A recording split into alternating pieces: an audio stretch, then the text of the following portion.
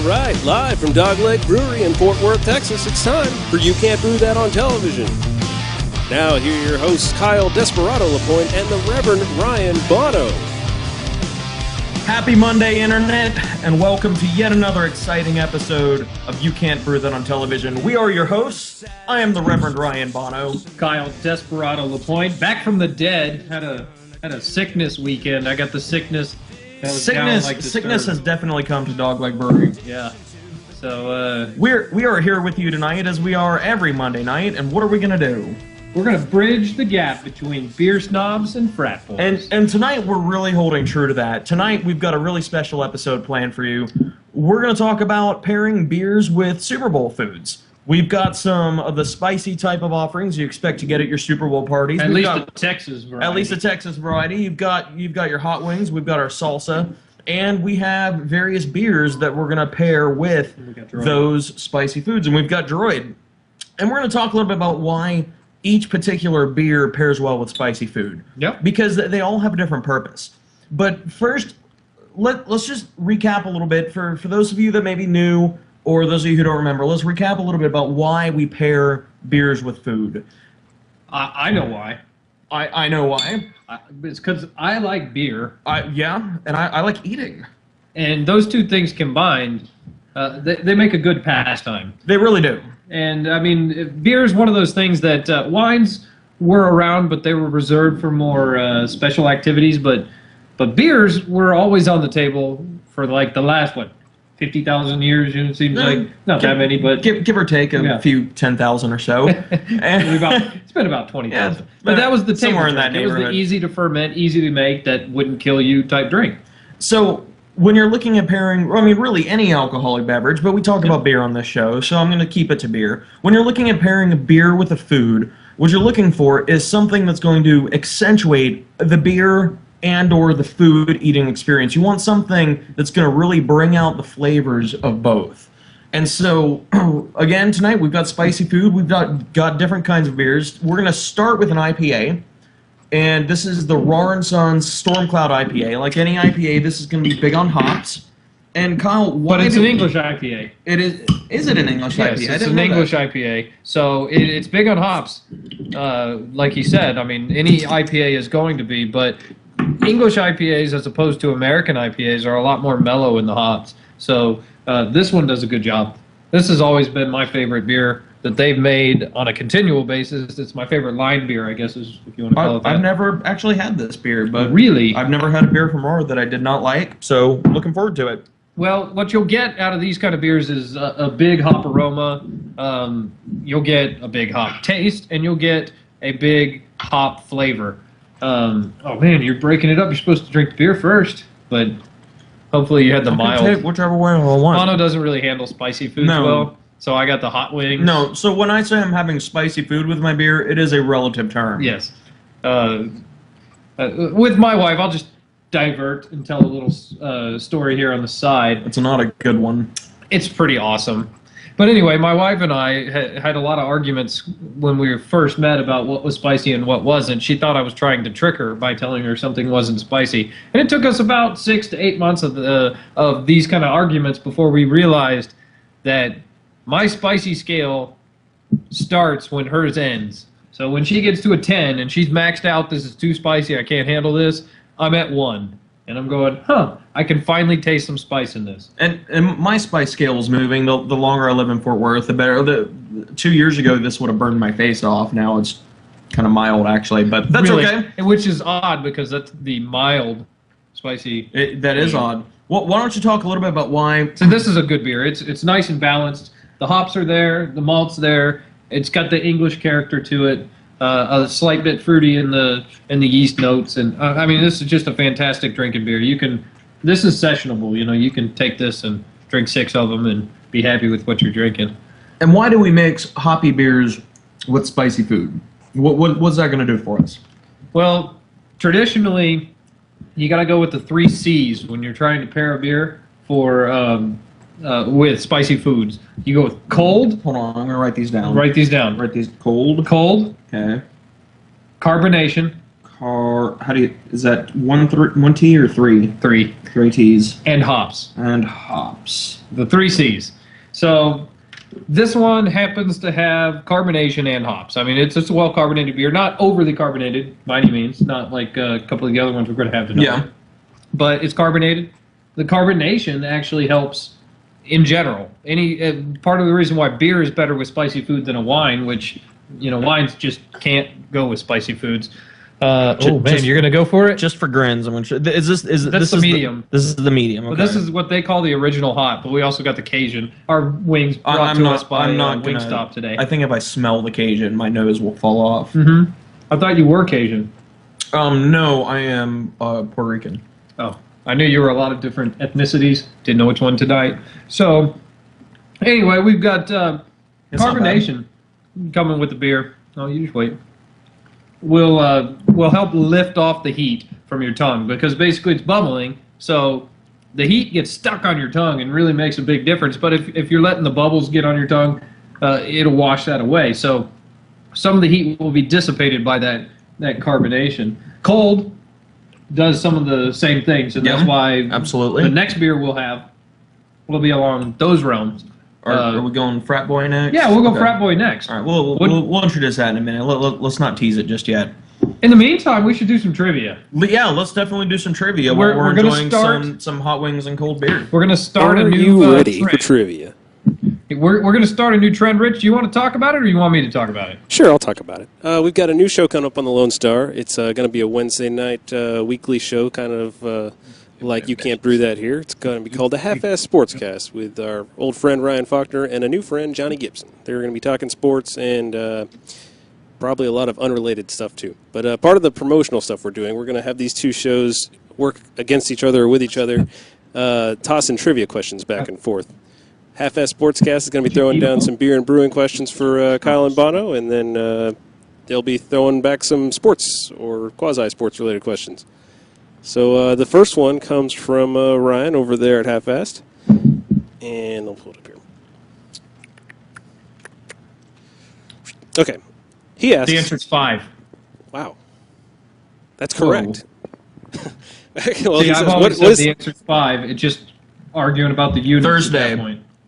What is the average number of beers consumed in a sitting, in one session? What's the going average? Was it going average? What do you think? 2? Because for I would guess 2, somewhere in the neighborhood of 2 to 3. Because for every person you have like us going into the pub and sitting down and having 5 or 6, you've got somebody just like swinging by and grabbing one on their way home from work. Or the couple of guys and their buddy who doesn't drink. Or maybe a little higher. Maybe like 3, 3.5, something like that. And I mean, this is a totally obligatory question because there is no answer. There really isn't. AKA the half-assed sports style of talking about something. It's being whimsical and quizzical about something, yet having no true answer. Actually, Ryan did, to be fair, Faulkner did send me over an answer. So, he did? Yeah, Bono. So what is your final answer, Bono? Oh, well, Bono has an answer, but I think we have to confirm. Whoa, I'm going to throw we definitely have to confirm. Don't throw it. Anyway, we have to confirm. We have to have our final answer. No, not necessarily. Just what's Bono's? Yeah, I'm going to go 3.5. Because that's wrong. Okay. That's all we have for you. Okay. Well, then, is my answer Is it right? actually wrong, or is this just a bonoiswrong.com thing? Yeah, I think that's all it is, buddy. Sorry. Better luck next time. But we can confer on our answer, and I'd say, if you're talking about it, somebody going to the bar to drink, Yeah. and they're going to drink beer, what's the average? I'd say 3.5 is probably about right. Yeah, I think it's somewhere in that neighborhood. Rich, what do you got for us? What do you think? Since he didn't come up with an answer, did you come up with one for us? I don't know. There were a lot of different sources out there. A lot of different websites talking about what the intended number of beers is for a sitting or for a session. This sounds made up. Yeah, it's pretty made up. FS Sportscast, everybody, Wednesdays at 8 p.m. on the Lone Star. For answerless trivia, tune into the Half-Ass Sportscast, which I am really excited about, by the way. I think it's going to be a really good show. I hung out with those guys. You did too. Hung out with them a little bit even after you left the other night. We did a post-show brainstorming session for how they're going to start their show. And I've known both of the guys for a little while. Ryan for a lot longer than Johnny, but you know, they both got pretty cool personalities, and I think together they fit pretty well. I think it's going to be a fun show to watch. Yeah, me too. They start up February 9th, by the way. February 9th, which is the Wednesday after the Super Bowl. Yep. So I'm sure they'll discuss some Super Bowl. Probably. We've got some people tuning in late, so let's just sort of review what we're doing tonight. This is Super Bowl week, especially here in the Dallas-Fort Worth area where we're broadcasting from. And we're looking at different beers to pair with foods you will commonly find at a Super Bowl party. And because this is because this is Texas, we're choosing to focus in on spicy foods with beers. We're going to have wings in Texas. We're going to have at least something spicy, but usually wings is pretty common across the country over what you're going to be eating. Texas, we also have hot sauce, a lot of salsa, even though this hot sauce that we bought claims to be extra hot, XXTRA, and apparently that means mild. But again, relativity, because I didn't do well with it. Yeah. So anyway, it's a fairly good example of how to water down tomatoes and add a pepper in it. So yeah. But other than that, it is what it is. It's salsa. We got something on the fly here tonight because I didn't have anything at the house. Hurry up. But I got to chug this beer apparently, because the next thing we're going to do is pair these spicy foods with a different beer. We're bridging the gap, everyone. We're bridging the gap between Beer Snob and Frat Boy every Monday night, and we just had a Beer Snob beer. We did. Some styles can blur the lines. This one does. This one's available to everybody in Fort Worth. It is. You should drink it if you're in Fort Worth. This is just a phenomenal beer, and did it not pair well with the food? I mean, it was phenomenal. You taste every bit of the beer, and really, it brought out what I really appreciated about it was it killed a little bit of the heat in the wings, but it accentuated the flavor coming out of the wings. And that's what it should do. Yeah, and that's exactly what it did. I was thoroughly impressed because normally I would eat wings that hot, and all I would taste is fire. Right. But pairing the beer with them, I was actually able to taste the flavors that are coming out of the wings, and that's what you're looking for. So again, this was Raw Stormcloud IPA. Just about any other English or even American IPA is going to do the same thing. I tend to think that English is going to go better with wings, though. Because the hops are more subdued, they're quieter, they sit on the tongue a little bit smoother. I think English IPAs will definitely go better with wings. I'm not going to argue with that. I've had plenty of American IPAs with hot foods and wings especially before, and this one was one of the more pleasant pairings because the malt was there because it's an English IPA. American IPAs sometimes they have that too, but it's this was really good. So we've gone Beer Snob. We've gone Beer Snob. We did the raw Stormcloud IPA. I'm gonna go get our Frat Boy beer while Kyle talks about it.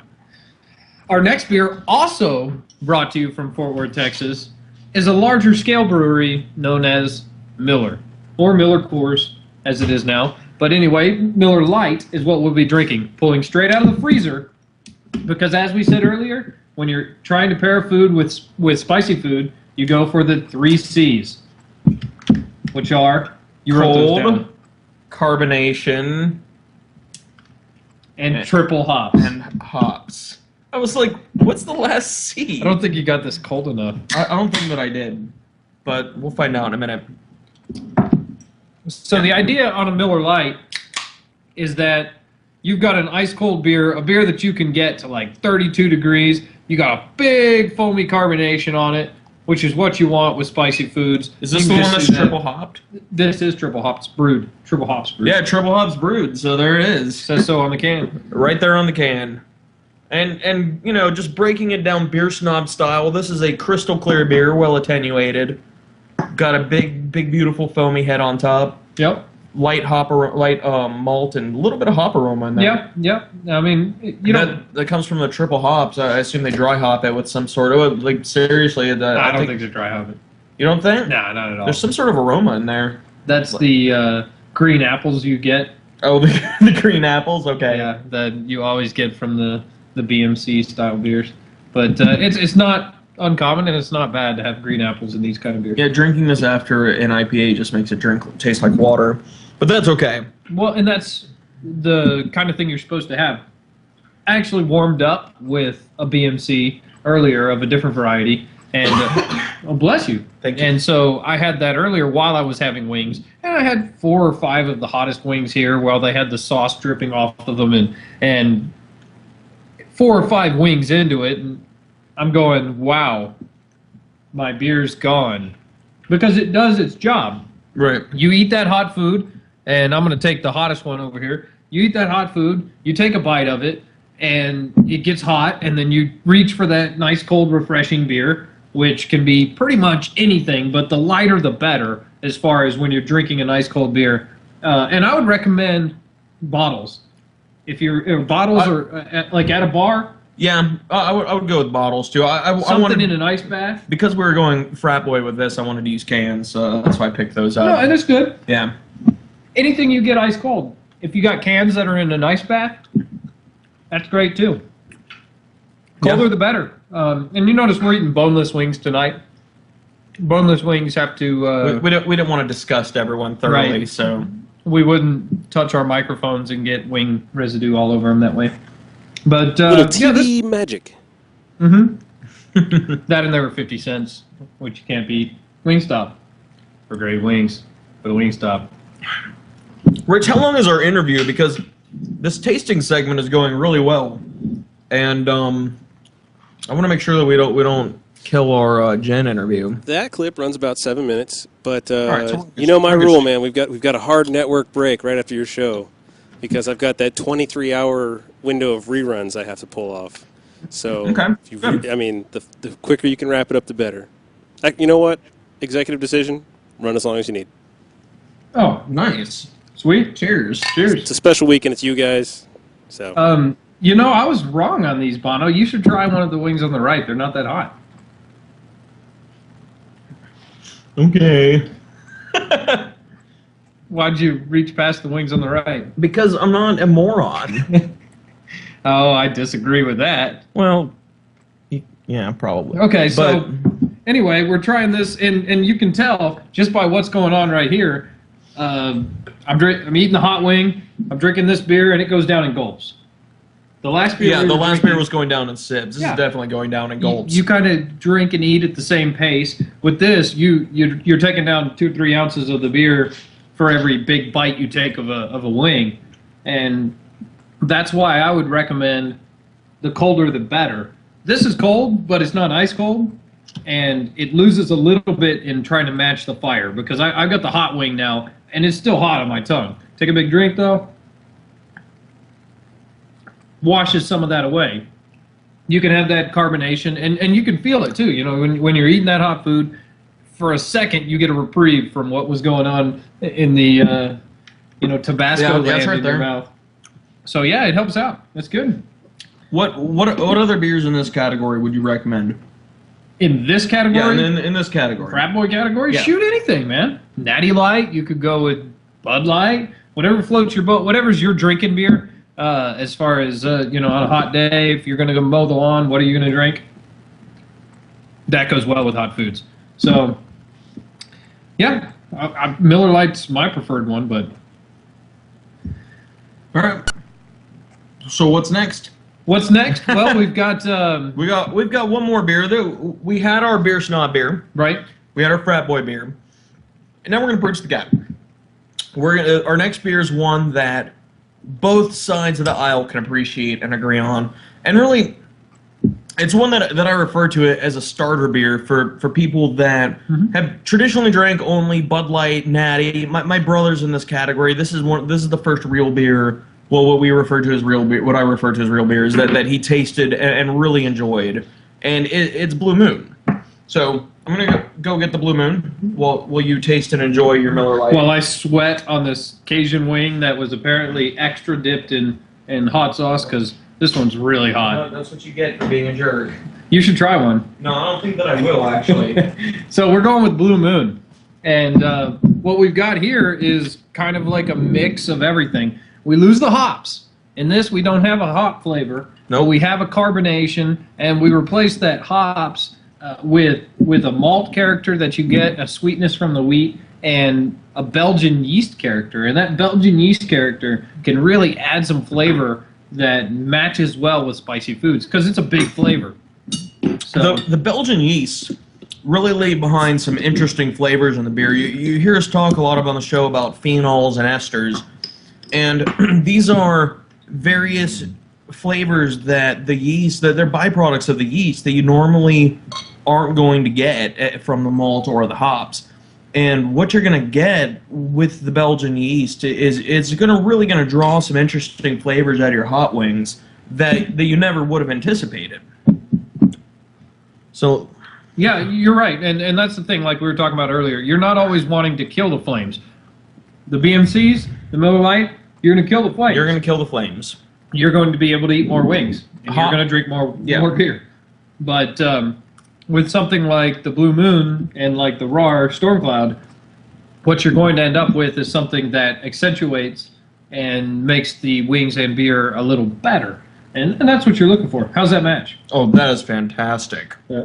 I'm having the original hot from the Wing House and pairing it with Blue Moon, and that is a really, really neat pairing. I like that. Yeah, I kind of thought that would be a good one. Yeah, that was a good call. But I'm going to pour myself some. That Miller Lite went by much faster than the Storm Cloud, didn't it? Yeah, I think so. You end up drinking it just at the pace you need to drink it. you don't even realize it.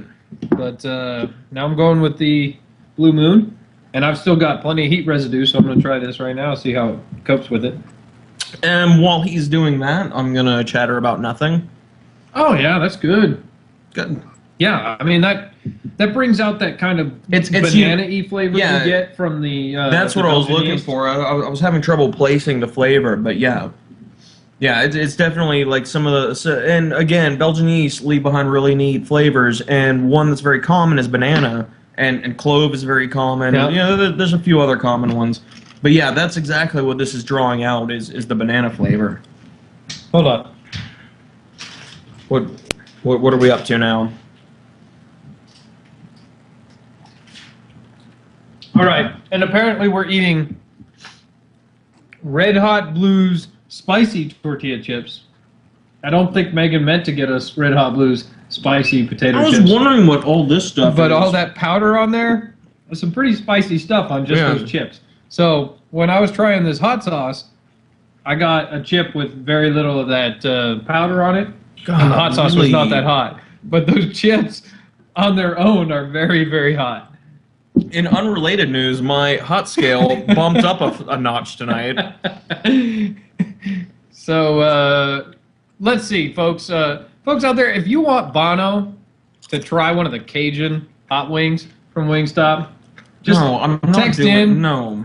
We need some show of support that we believe in him, and we know that with this beer he has to pair with that wing, he can handle that heat because it will both nullify the heat and accentuate the wing itself to taste the flavors that he otherwise would never be able to experience.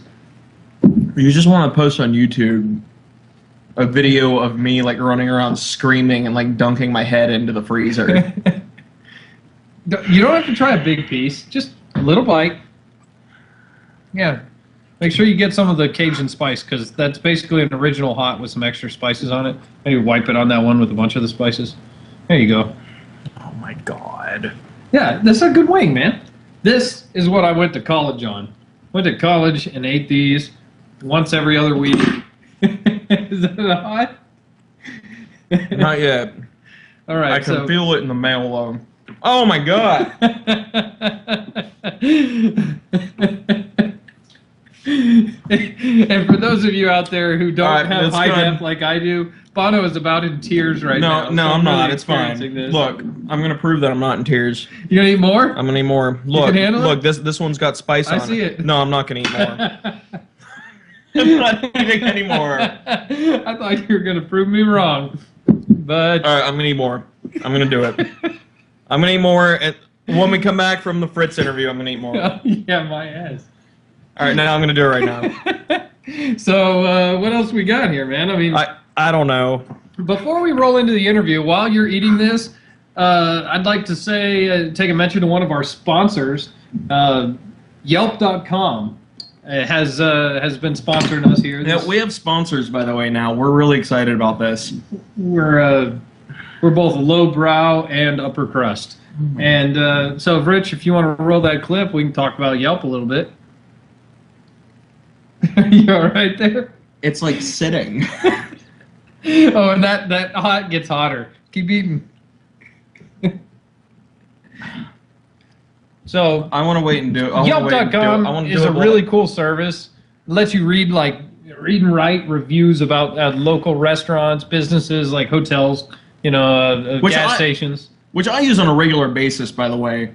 Whenever I pull up my phone, pull up restaurants and stuff on my phone, I love trying diners when I'm in a new town. I've eaten at mom and pop grease pit diners from coast to coast, and I use Yelp almost all the time to figure out which ones are going to be good to go to.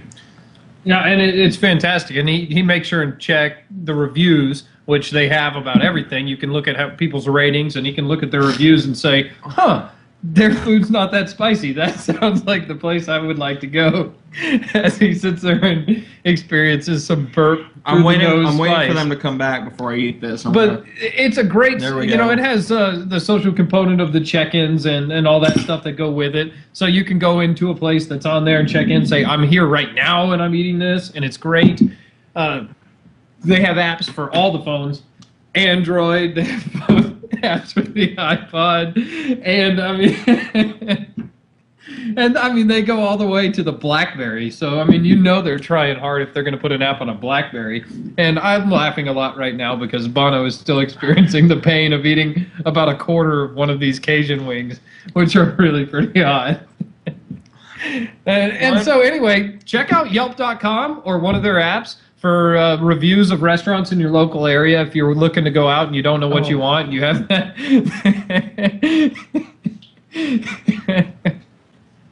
And you have that night where your wife goes, "Hey, I'm hungry. What do you want, babe?" And you tell her, "I want something spicy tonight." Then you should drink this.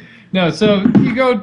You have that whole what do you want, babe? I don't know. What do you want, babe? And well, go to Yelp.com and as far as our a high-rated place. And as far as our sponsors go, we're straight up guys, and we're gonna do our best to only bring you sponsors that we believe in and that we use. And if somebody approaches us about a sponsorship whose stuff we've never used, we're going to give it a try before recommending it to you because we want you to trust us. And if we stood up here for 30 seconds raving about Yelp and then you went and tried it and it was a big steaming pile of garbage. Which brings us to our next sponsor. You wouldn't like us very much. Bob's Chop Shop and Vasectomies. Bono, tell us about your experience there. It still hurts. All right, the highlight of the evening is finally upon us, I think. While I am barfing up blood, we're going to get some footage of Jen the Beer Goddess's interview with Fritz Rar. This was a great time.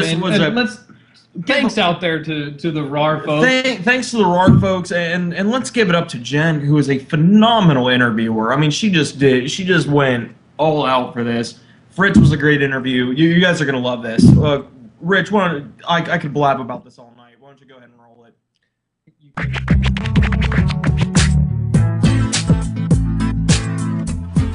Hi, everybody. Good to see you again. I'm Jennifer. Thank you for coming back, everyone who watched last season, and welcome to all the new viewers. We're here today because we have a special treat. We're at the Rar & Sons Brewery in Fort Worth, Texas to talk to Fritz Rar. Okay, we are here with Fritz Rar now. Fritz, welcome to the show. Thank you for having me. Okay, Fritz, go ahead and start with giving us a little bit of information about the brewery. How long have y'all been open? Well, we're in our 7th year now, and we started off in 2004 with roughly 6 fermentation tanks, but we have grown to now 14 fermentation tanks and right around 12,000 barrels of beer. Wow, that's great. We know that the roof collapsed last year, and we were keeping all of our viewers updated on everything that was happening. What has happened beneficially since then, and how has the brewery grown? Well, at first we thought the roof collapse was this horrible, horrible thing that happened, and it was, don't get me wrong, but we received so much support from the community, so many people coming out wanting to lend a hand. We were constantly in the press, constantly on TV, constantly on the radio, you couldn't buy that kind of, advertising to begin with. So really, after it's all said and done, the roof collapse may be the blessing in disguise, because things are going quite well now for us, and as you can see, we've rebuilt the brewery, and things are moving right along. I can totally see that. How did you get your start? Were you a home brewer first? I guess I was kind of a home brewer. My family's in the malting business, so when I was a kid, I would bring home malt from the malt facility, and my dad grew Hallertauer hops on the fence outside by the pool. So I think as young as 13, I was brewing beer as a small child growing up. So I guess, I can consider myself a home brewer. We've noticed that you have quite an interest in the home brewing community. Is that an important thing for you? Absolutely. I went to one of my very first homebrew meetings when we first decided to open up the brewery. And I remember talking to them about how, the brewery is really going to be your brewery as well. We want to support you. We want to do everything we can. So we've been very fortunate to grow some wonderful relationships with the numerous homebrew clubs in the area, specifically the Cap and Hair Club in the Fort Worth area. And we try to do everything we can for them. We like to promote their events. We like to host some of their events here at the brewery. And in return, they come in and they do a lot of wonderful things for us too. So it's a really great relationship. Well, that's good. I do know that you have a competition here called the Iron Mash competition. Some of our viewers out there may not know what that is about. Can you tell us what the Iron Mash competition is? The Iron Mash is really neat. It's a competition where we bring in probably 30 teams from around the Texas area, Oklahoma, and Louisiana, and they come in, and the only thing they can bring is their water. Everything else is provided for them. They get the grain, they get the yeast, they get the hops, and then they are also provided various secret little ingredients like peppermint or black pepper or agave nectar or whatever. And they have to use these ingredients and incorporate them into various styles of beer that they decide to brew. And then once that has happened, there'll be a judging of those beers, and of course an awards ceremony and a big party. And it's a lot of fun because we get some really weird, wild, wacky stuff, but we get a lot of quality beers that come out of it as well. What type of ingredient, what is the weirdest type of ingredient that you think you would like to use in a beer? When we lived down in the Virgin Islands, they had a tree down there called the tamarind tree. And it's actually, it produces a fruit that's very, very high in sugar content. It doesn't necessarily taste wonderful without adding additional sugar to it, but I've always wanted to try to brew something that incorporated that tamarind fruit in the beer. Something to look forward to. Well, we have a question for you. Dogleg Brewery is all about bridging the gap between frat boy and beer snob, and we want to know, where do you rank yourself in that? Frat boy or beer snob? I don't know. We just brew beer, and we have a good time doing it. I don't know where we fall in between those two categories. Probably somewhere in between. Okay, like right in the middle, you think? Probably. All right, that's good. Well, please tease us with something new that's coming up on the horizon for us to look forward to. Well, we got something really exciting. We did our barrel-aged winter warmer this year, that we aged in Jim Beam barrels. So we are going to come out with our second bomber series in that To Thee series that we're doing now, and it's going to be called Snowmageddon. It is how should I sound this without sounding really weird? The celebration of the roof collapse. We should probably be celebrating the roof raising of the new roof, but we're coming out with a beer that's going to be an annual beer. It'll be coming out in February, mid to late February, and it'll be in celebration of the roof collapse and the building of the new brewery. And this year, that style will be an Imperial Oatmeal Stout, coming in at roughly 10% alcohol, and that will be out late February. And the next year, we'll do the same thing, but we will brew a different style of beer for that Snowmageddon beer. All right, awesome. Snowmageddon. Can't wait to get it. All right, Fritz, thank you so much for being here with us. Cheers. Oh, we have a last-minute question. Tell us about you being a child model. I didn't know you were a star so early. Well, as you can see, the good looks here of my mother, who's on the label of our blonde lager. She was Miss Minnesota. She was second runner-up in Miss Universe pageant. She was a model. She did all this stuff growing up. So as a child, for some reason, she wanted me to get and do some of that stuff as well. So I remember, being 10, 11, 12, going to Target and doing photo shoots for clothes, or going to International Harvester and doing photo shoots for seed, for grain, and all this other weird stuff. But yeah, I did a little bit of that as a kid growing up. But, you know, as a puppy, everybody's cute, and then as we get older, we start becoming uglier. So I guess I kind of fell out of that model stage when I was roughly, 12, 13 years old. So. Oh, a challenge for our producer. Rich, we need you to find some of those photos. All right, Fritz, thank you so much. Cheers.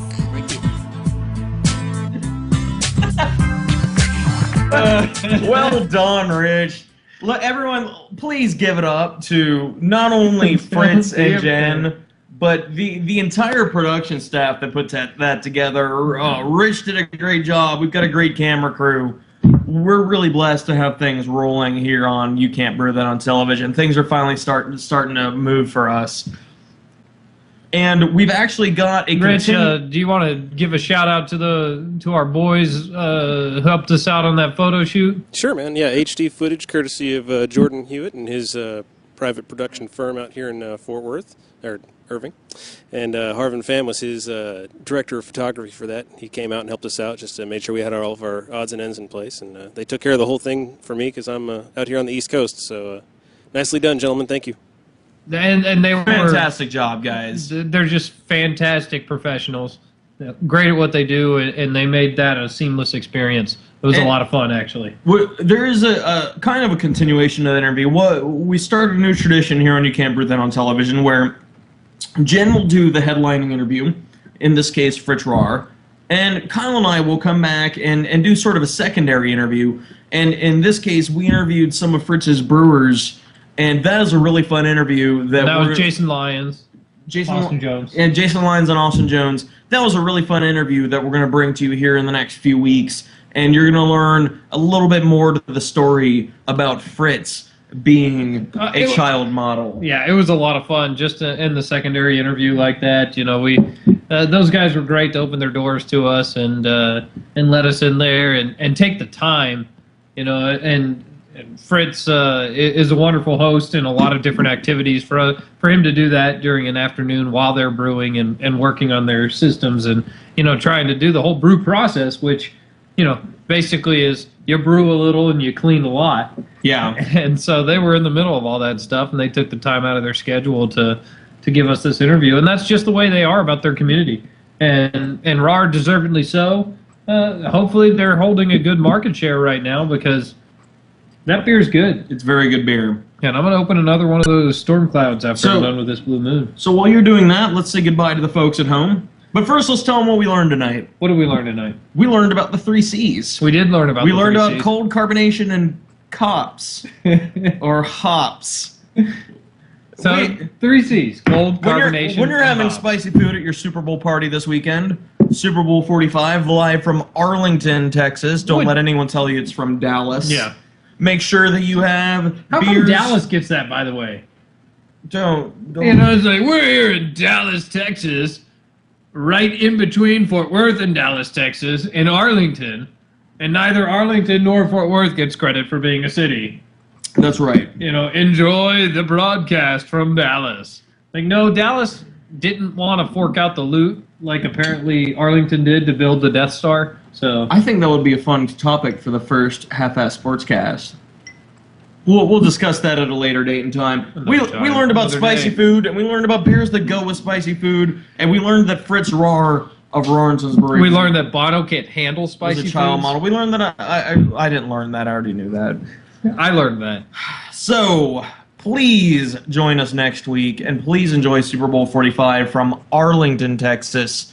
And while you're enjoying it, always remember that we are not professionals. So please try this at home.